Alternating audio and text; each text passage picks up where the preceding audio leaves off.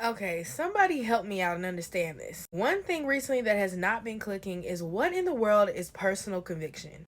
As of right now, I don't have any biblical language for this. And it's kind of making my skin crawl because I don't understand. I've been used to using this language, oh, this is just a personal conviction, or it's just based upon personal conviction my whole life growing up in the church. But no one really has sat down and explained to me or showed me where I could get this revelation for myself.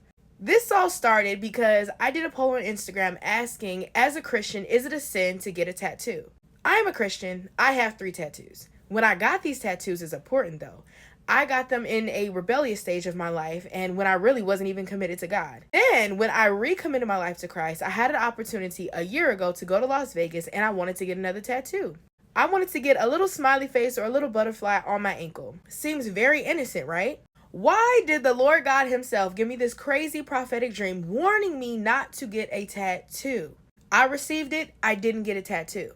I made a video, I did a story time on the dream that I had, and even in that video a year ago, I was like, I don't see really the big issue with getting a tattoo. I could understand how it's a personal conviction type of thing.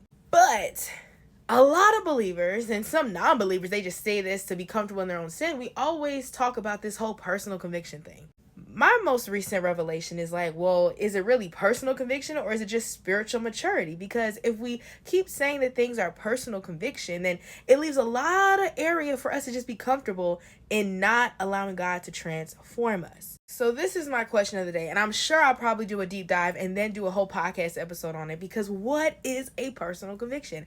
I don't understand. I want to understand. I used to say these things. I used to think these things, but now I don't think it's such a thing as a personal conviction. I think it's about spiritual maturity.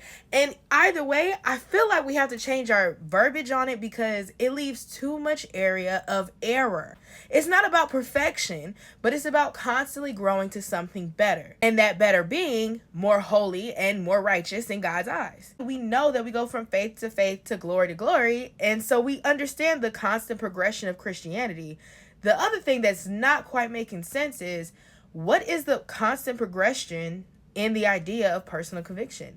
Because if I'm a non-believer, where is the line drawn at? When is it, oh, this is just a personal conviction, and then when is it, oh, this is law? I don't know. Maybe because the way that I received it, it was perverted. Maybe the original intent of personal conviction is that, like, the level of what is convicting you. I have no idea. This is what I'm saying. And all of this is started because of people who said this growing up in the church without sound doctrine. Somebody explain it in the comments.